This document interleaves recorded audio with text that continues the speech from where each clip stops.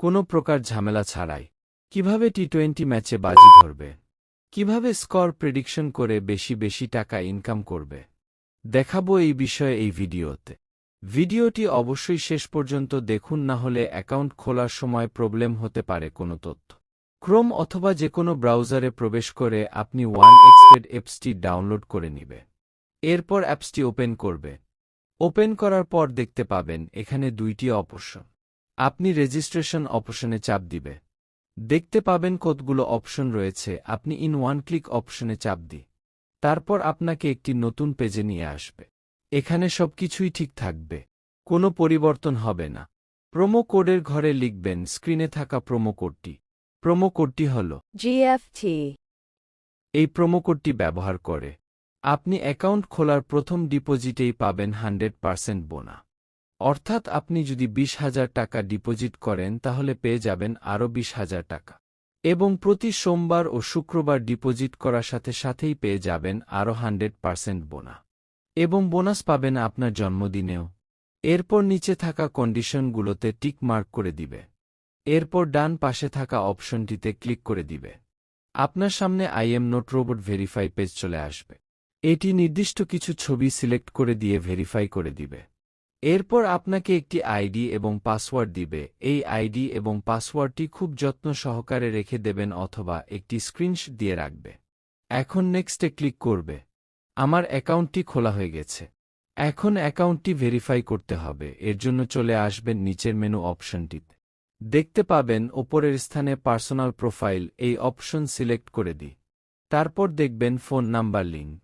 এই phone number লিঙ্কে click করুন। এখানে আপনার ফোন নাম্বারটি বসিয়ে দিবে। তারপর একটি কোড আসবে, সেটি অবশ্যই বসিয়ে দিবে। এখন অ্যাক্টিভ অপশন ক্লিক করুন। এখানে দেখতে পারছেন ফিল ইন পার্সোনাল অপশন, এই অপশনে ক্লিক করে দিবে।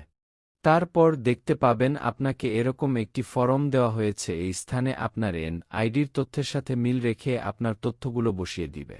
প্রথমে আপনার নাম লিখবে। এরপর সারনেমে আপনার নামের শেষ অংশটা লিখে দেবে। নিচে থাকা ডেট অফ বার্থ, এই অপশনটিতে আপনি আপনার জন্ম তারিখ লিখুন। এরপর দেখতে পাবেন প্লেস অফ বার্থ, এখানে আপনার জন্মস্থানটি লিখে দেবে। রিজিয়ন অপশনে লিখুন বাংলাদেশ। তারপর সিটিতে ঢাকা লিখবে। রেসিডেন্সি অ্যাড্রেস, এখানে আপনার জেলাটি লিখে দিবে। ডকুমেন্ট টাইপ অপশনটিতে আপনি ন্যাশনাল আইডি কার্ডটি সিলেক্ট করে দিবে। সিরিজ অপশনটিতে 1 লিখে দেবে। ডকুমেন্ট নাম্বারে আপনার এনআইডি কার্ডের নম্বরটি লিখে দিবে। আপনার যদি এনআইডি কার্ড না থাকে, যে কারো এনআইডি কার্ড দিয়ে ভেরিফাই করতে পারবেন, কোনো সমস্যা হবে না। চাইলে আপনার নাম্বারটিও দিতে পারবে। এরপর নিচে থাকা ডেট অফ ইস্যু অপশনটিতে এনআইডি কার্ডের উল্টো পাশে দেওয়া ইস্যু নাম্বারটি লিখে দেবে। এরপর নিচে ইস্যুড বাই বাংলাদেশ গভর্নমেন্ট লিখবে। সবকিছু ঠিক থাকলে অ্যাকাউন্টটি ভেরিফাই হয়ে যাবে। নিচে থাকা টিক মার্কে ক্লিক করে দিই। এই যে দেখতে পাচ্ছেন আমার অ্যাকাউন্ট ভেরিফাই হয়ে গেছে। কিভাবে ডিপোজিট করবে, এর জন্য উপরে দেয়া ডিপোজিট অপশন সিলেক্ট করবে।